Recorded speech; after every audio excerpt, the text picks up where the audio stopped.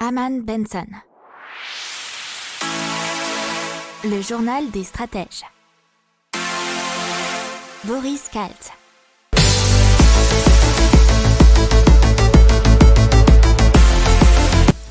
Bonjour à tous et bienvenue dans le journal des stratèges pour une revue de l'actualité éco, tech et impact du jour. La une aujourd'hui, c'est l'application Plastic Origins qui a été lancée par Surfrider.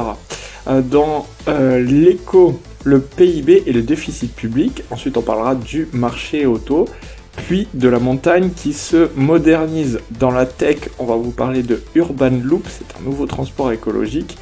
Dans l'impact de réseaux électriques et de la possibilité de le surveiller en temps réel avec de nouveaux outils. Et pour finir, des minuscules robots pour nettoyer les océans. Vous écoutez le journal des stratèges numéro 118 et ça commence maintenant. Et donc c'est parti avec cette nouvelle application lancée par Surfrider, c'est Plastic Origins, qui permet de retracer l'origine de la pollution plastique, comme son nom l'indique. Il faut savoir que 80% des déchets plastiques errants dans les océans proviennent des fleuves et des rivières. Alors cette fois-ci, ce sont les bénévoles de l'association qui se sont enquéris du fait de trouver les polluants plastiques, mais dans le futur, n'importe quel citoyen est invité à prêter main forte à Surfrider. Pour cela, il suffit de suivre une formation en ligne de 30 petites minutes. Une fois que ce sera fait, vous pourrez faire des vidéos, peut-être des photos aussi, et ces vidéos seront envoyées sur le site internet et analysées par un programme d'intelligence artificielle afin de localiser les déchets et de les ajouter à une carte accessible par tous. Allez, on parle des chiffres de l'économie française avec le PIB qui a reculé de 0,1 au premier trimestre. L'INSEE, donc l'Institut national de la statistique et des études économiques, a révisé sa précédente estimation d'une croissance de 0,4%, donc ça fait un différentiel assez important, 0,5. Et le gouvernement français a aussi revu à la hausse sa prévision de déficit public pour 2021, qui serait donc à 9,4%, alors qu'on pensait précédemment qu'il serait seulement de 9%, et c'est déjà supérieur à celui de 2020 qui était de 9,2%. Allez, on parle un peu du marché auto et du marché auto de la France qui se verdit. Les électriques représentent 7% des immatriculations totales de voitures neuves en France entre janvier et avril 2021. Pour la période, la même période en 2019, on n'a pas pris 2020, vous savez pourquoi, c'était 1,8%, donc ça fait quand même une augmentation de 5,2 points.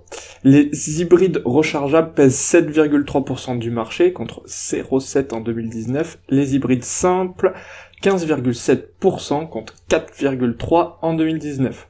Le véhicule le plus vendu en France, toute motorisation confondue, c'est la Peugeot 208, et elle s'est écoulée à 18% en version électrique zéro émission.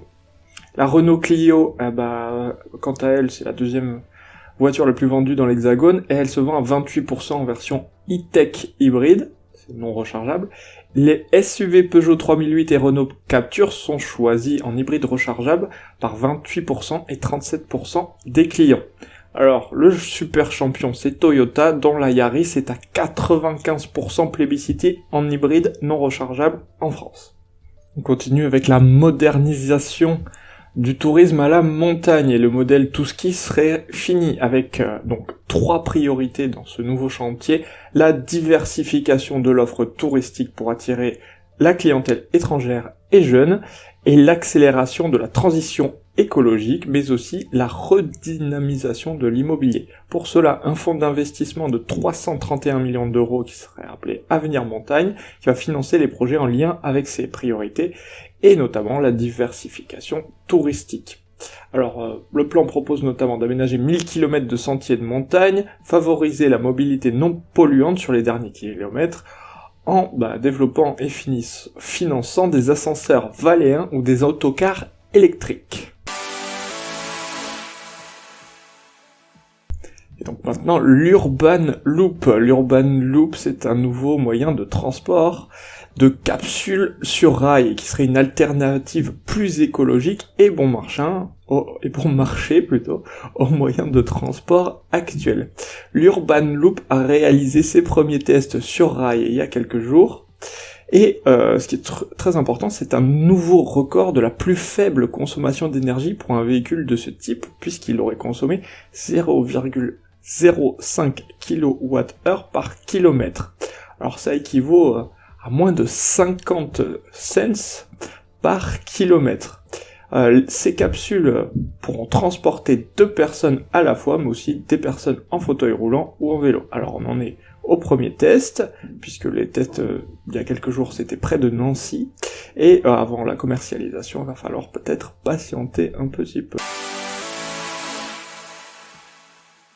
Allez, on parle des outils pour surveiller en temps réel la production, la consommation et le mix des réseaux électriques. Alors le premier c'est RTE Eco 2 Mix. Alors RTE vous connaissez puisque c'est le gestionnaire du réseau national en France. C'est l'unique source officielle de données concernant la production et la consommation d'électricité en France. Il permet de scruter en temps réel la consommation et production nationale, l'origine du courant par filière, alors que ce soit nucléaire, solaire, éolien, hydraulique, gaz, charbon, etc., mais aussi son impact carbone, ses fluctuations de prix, ainsi que les échanges internationaux. Il y a une carte interactive qui permet d'observer ces statistiques à l'échelle régionale. Elle est mise à jour toutes les 15 minutes, et la courbe de consommation nationale permet d'identifier rapidement les pics ou les creux, ce qui permet d'adapter sa propre consommation pour contribuer à stabiliser le réseau. RTE propose d'ailleurs un outil spécifique qui est baptisé EcoWatt et qui est destiné à alerter et conseiller les utilisateurs en cas de risque de surcharge. Vous avez aussi ElectriciMap qui est la référence mondiale des réseaux électriques. On peut y observer l'intensité carbone de l'électricité dans de nombreux pays, ainsi que la production, la consommation, le mix, la puissance installée et le facteur de charge de chaque filière. Il y a aussi les cours du marché de l'électricité, où on peut voir la grosse fluctuation. Il faut savoir que c'est un site qui est collaboratif et donc qui va évoluer au gré des utilisateurs collaborateurs. Allez, maintenant on parle de robots pour nettoyer l'océan, mais des mini-robots. Et effectivement, c'est à l'université de Prague, des chercheurs qui ont mis en place des micro-robots capables d'accélérer le processus de décomposition des plastiques des océans.